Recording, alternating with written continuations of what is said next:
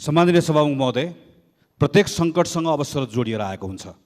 COVID-19 को सङ्कटसँग स्वास्थ्य र शिक्षामा यस्तो अवसर जोडिएर आएको अनुमान लगाएका थियौँ।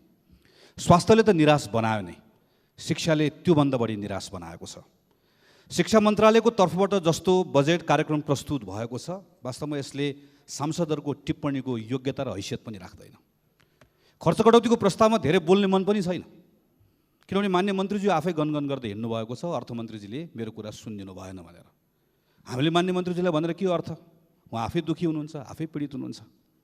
तर अर्थमन्त्रीजीले श्रेष्ठता देखाउनु भयो, मलाई हेप्नुभयो भनेर भन्दै गर्दा सम्माननीय सभामुख महोदय, मलाई के सोध्न मन लागेको छ भने मान्य शिक्षा मन्त्रीजीलाई, सम्माननीय राष्ट्रपतिलाई स्त्री छ बनाउने रहर चाहिँ किन पलायो?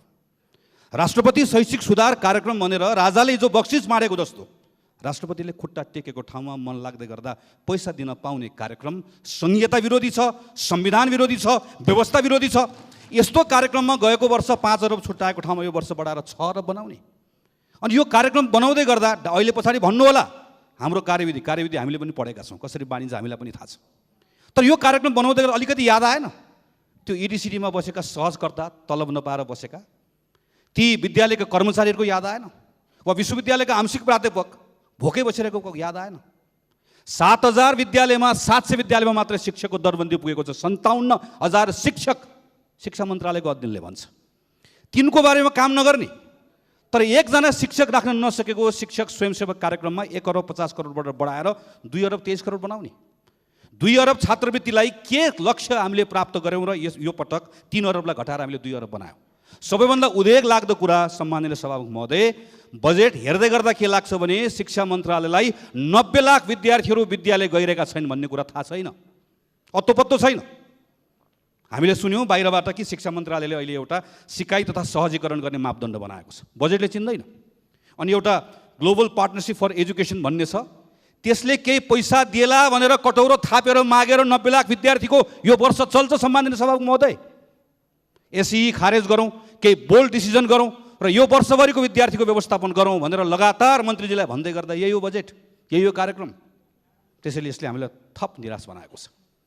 सम्माननीय सभामुख महोदय, ऊर्जा मन्त्रीजीले आफ्नो कार्यक्रममा भन्नुभयो निजी स्तरका जलविद्युत आयोजना बनाउनेहरूलाई म प्रवर्तन गर्छु। प्रशासनिक झन्झट, अन्तर मन्त्रालय समन्वयको सबै समस्या मलाई राम्रोसँग थाहा छ। हिजो हामीले गरेका घोषणाहरूको बाचाहरू पुरा गरेनौँ, हिजो दिन्छु भनेको छुट सहुलियत दिएनौँ, यो पनि थाहा छ। तर हुँदा यो वर्ष पेनस्टक पाइप र स्टिल पातामा 1% भन्सार भएको ठाउँमा हामीले बढाएर 5% भन्सार र 13% भ्याट पुऱ्याएर अब निजी क्षेत्रका जलविद्युत आयोजना बनाउनेहरू त्यसबाट लाभान्वित हुन्छन्, झन् उत्साहित भएर आउँछन्। ऊर्जा मन्त्री भन्नुहुन्छ विद्युत उपभोग वृद्धि गर्नका लागि विद्युतीय सवारी साधनमा सहुलियत दिइनेछ। मान्य देवेन्द्रराज कडेलले आज विस्तृत रूपमा भन्नुभएको छ।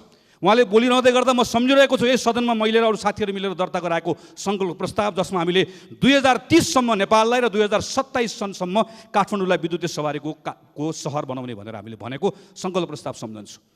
सम्माननीय प्रधानमन्त्री प्रचण्ड रहँदै गर्दाखेरिको क्याबिनेटबाट स्वास्थ्य मन्त्रालयले पारित गरेको त्यो सम्झन्छु कि नेपालमा वायु प्रदूषणको एउटा महत्त्वपूर्ण कारण भनेको यहाँको गाडी हो, फोसिल फ्युल हो।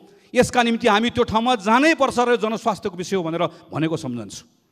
त्यो मात्र होइन, हिजो भारतले नाकाबन्दी लगाउँदै गर्दाखेरि संसदले पारित गरेको कि राष्ट्रिय ऊर्जा नीति, नेसनल एनर्जी सेक्युरिटी, ऊर्जा सुरक्षा राष्ट्रिय सुरक्षाको सबभन्दा महत्त्वपूर्ण कुरा हो। त्यस कारणले गर्दा नेपालले भारत वा अरू कुनै पनि देशको ऊर्जामा निर्भरता घटाउनका लागि जलविद्युतमा जानुपर्छ र अरू वैकल्पिक ऊर्जाहरूमा जानुपर्छ भनेर भनेको सम्झन्छु। स्टेट्सम्यानले जेनेरेसन हेर्छ, पोलिटिसियनले इलेक्सन हेर्छ, मुन्सीले खातापाता मात्र हेर्छ। त्यसैले त्यति परको किन हेर्नु भएन? म त्यतातिर मलाई धेरै चिन्ता होइन, तर यहाँ त मुन्सीको हिसाब पनि मिलेन। सम्माननीय सभामुख महोदय, अर्थमन्त्रीजीले भन्नुभयो कि करिब 1.5 अरब रुपियाँ बाहिर गएको छ, त्यो पैसालाई रोक्नका निम्ति मैले गरेको। म सम्झाउन चाहन्छु, म ऊर्जा मन्त्रीजीलाई आग्रह गर्न चाहन्छु, एकपल्ट गएर हेरिदिनुहोस्। गएको वर्ष यहाँ चक्लेटको कुरा आयो, चक्लेटमा त आफ्नो त्यहाँभित्रको स्वार्थ छ। चक्लेट मात्र होइन, फ्रोजन आलु, हामीले खाने आलु होइन, फ्रेन्च फ्राइज बनाएर रेस्टुरेन्टमा बिक्ने आलु, घरमा लिएर जाने आलुमा मात्र सम्माननीय सभामुख महोदय गाडीको भन्दा बढी पैसा त आलुमा गएको छ, खजुरमा गएको छ। हामी त्यो देखाएर यहाँभित्र बल्ल बल्ल स्वच्छ एनर्जी जुन आउन लागेको छ यसलाई रोक्ने दुष्प्रयास गर्ने। पेट्रोल डिजेलमा अहिले हाम्रो गाडीका निम्ति गएको पैसाले 6 दिनको पेट्रोल डिजेल पनि पुग्दैन। पेट्रोल डिजेल घटाउनेतिर नलाग्ने, 2000 सीसीभन्दा बढी कतिको गाडी जान्छ? मैले सकाए सम्माननीय सभामुख महोदय, कतिको गाडी जान्छ डिजेल पेट्रोल चल्ने गाडी, पेट्रोलबाट चल्ने गाडी, र त्यो प्रायः सबै गाडी सरकारी अधिकारीले चढ्ने गाडीहरू मगाइएको छ। त्यहाँ हामीले हेर्नु पर्दैन। त्यसैले सम्माननीय सभामुख महोदय, म मेरो भनाइहरू टुङ्गाउने क्रममा राख्न चाहन्छु।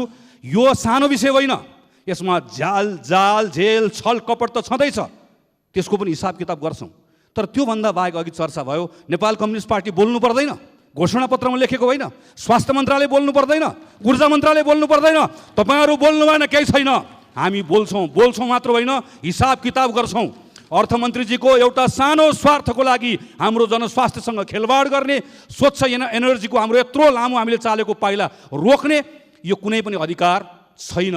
त्यसैले सम्माननीय सभामुख महोदय, यसलाई सच्याइयोस्, फिर्ता गरियोस्, आग्रह गर्न चाहन्छु। धन्यवाद। जय नेपाल।